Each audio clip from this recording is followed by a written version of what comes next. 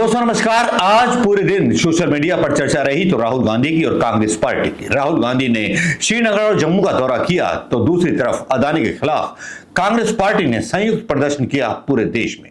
आसाम हो, अरुणाचल हो, मणिपुर हो या मध्य प्रदेश हो, उत्तर प्रदेश हो, गुजरात हो, हर कोई स्टेट नहीं बचा था जहां पर अदानी के खिलाफ प्रदर्शन नहीं किया गया हो, ईडी के दफ्तर के सामने धरना ना दिया गया हो। आज ये बड़ी अनोखी बात लग रही थी जब इस तरह की चीजें जो नेता ने बोली, राहुल गांधी ने बोली और पूरे का पूरा कांग्रेस का तंत्र उतर आया अदानी के सर पे जूते मारने के लिए, अदानी का विरोध करने के लिए और प्रधानमंत्री मोदी को नीचे दिखाने के लिए। सेबी पर हुए घोटम घाट घोटाले को लेकर के सीधी सी बात थी, इस्तीफा मांग रहे थे सेबी के डायरेक्टर का और ईडी के सामने धरना दे रहे थे कि भाई उनके यहां कार्रवाई क्यों नहीं कर रहे। और यहां मैं आपको बता दूं कि ईडी ने अमित शाह के आदेश मानने से मना कर दिया है। ये एक नई खबर आई है, कुछ गुप्त सूत्रों से पता चला है कि अमित शाह ने आदेश दिया था ईडी को कि राहुल गांधी से पूछताछ की जाए, तो ईडी के वरिष्ठ ऑफिसरों ने मना कर दिया कि हमारे पास कोई सबूत ही नहीं है, तो बार बार उनको ईडी बुलाने का फायदा क्या। ये एक बड़ी अजीबोगरीब जो है चीज देखने को मिल रही है। लोग सोशल मीडिया पर ये अंदाजे लगाने लगे हैं कि भाई कुछ तो अलग हो रहा है, कुछ तो ऐसा है कि जो अधिकारी भांप रहे हैं और कुछ तो ऐसा है अधिकारियों के दिल में जो लग रहा है कि जो हो रहा है वो गलत हो रहा है। कुछ ईमानदार किस्म के अधिकारी भी होते हैं, ईडी हो या सीबीआई हो या कोई हो। यहां मामले चल रहे हैं कलकत्ता रेप केस के, जिस पर सुप्रीम कोर्ट फैसला सुनाता है। फैसला क्या देता है वो मतलब भर्त्सना करता है। लेकिन इसी पर एक बयान आता है महमूद प्राचा का। महमूद प्राचा सीधे सीधे न्यायपालिका को चुनौती देते हुए नजर आते हैं। वो बोलते हैं न्यायपालिका जिस तरह से गलत निर्णय दे रही है, कहीं ऐसा ना हो कि बांग्लादेश जैसे और पाकिस्तान जैसा हाल हमारे देश का हो जाए। जिस तरह से बांग्लादेश में चीफ जस्टिस का इस्तीफा पब्लिक ने लिया और पाकिस्तान में भी चीफ जस्टिस का इस्तीफा मांग लिया है, कहीं वैसा ना हो जाए। अदानी के मामले में भी ऐसा कुछ हो रहा है। कांग्रेस जहां पूरी तरह से जंगी तौर पर प्रदर्शन में नजर आई, मणिपुर, असम, अरुणाचल, मतलब हर जगह मैंने आपको बता दिया।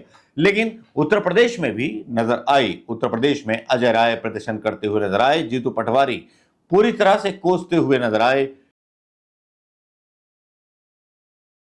क्या मैसेज है?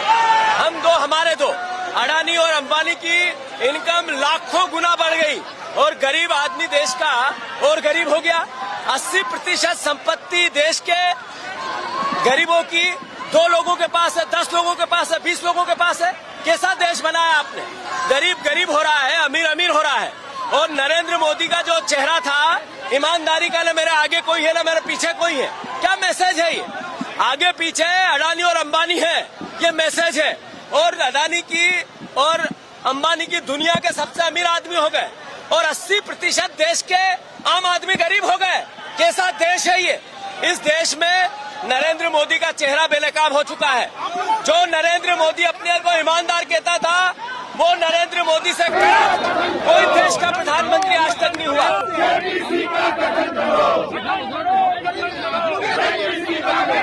ईडी को और अजय राय भी नजर आए। यहां ये दोनों नेताओं की मौजूदगी दिखाती है कि ईडी पर जो है अच्छा खासा दबाव कांग्रेस पार्टी बनाने में कितना कामयाब हो पाएगी, कितना कामयाब नहीं हो पाएगी, लेकिन मुझे लगता है कामयाब हो पा रही है। इसीलिए ईडी की सट्टे बट्टे और अमित शाह के सट्टे बट्टे गुम हैं कांग्रेस के जंगी प्रदर्शन से। जिस तरह से पूरे देश में हर राज्य में, हालांकि मतलब नॉर्थ ईस्ट में जहां मणिपुर, असम और अरुणाचल, वहां पर प्रदर्शन हुआ है। और मैं आपको बता दूं कि मणिपुर में प्रदर्शन किया कांग्रेस के नेताओं ने, मतलब महमूद प्राचा क्या कह रहे थे, जो कि मैंने आपको बोला था कि महमूद प्राचा क्या बोल रहे थे कि किस तरह से देश में क्रांति हो जाएगी। तो महमूद प्राचा का बयान भी यहां सुनने के काबिल है। सरकार ने सुप्रीम कोर्ट के माध्यम से जानबूझ के सरकारों ने इस तरीके से आर्ग्यूमेंट की कि ये जजमेंट आए।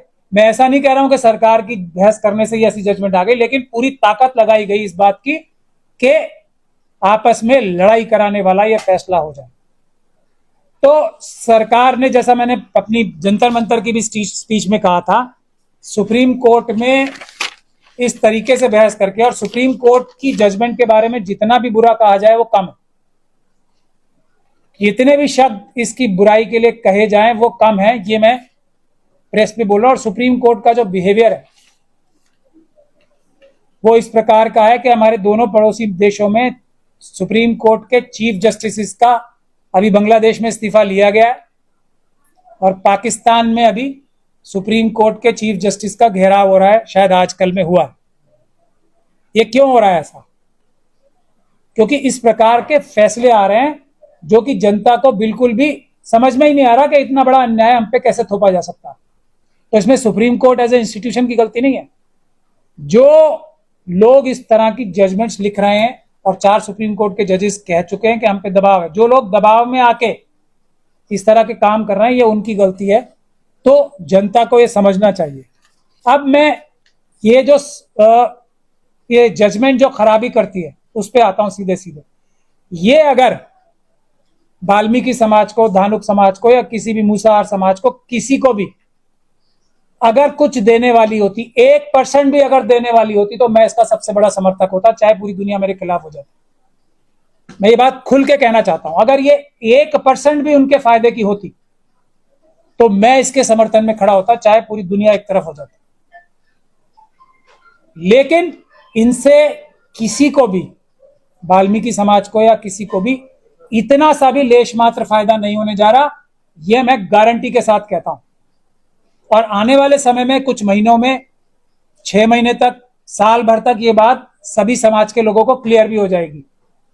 तो जो लोग उनसे नाराज हो रहे हैं, जम्मू कश्मीर में राहुल उनको गांधी भी अपनी बयान बात देते को हैं। सोचना चाहिए दोबारा।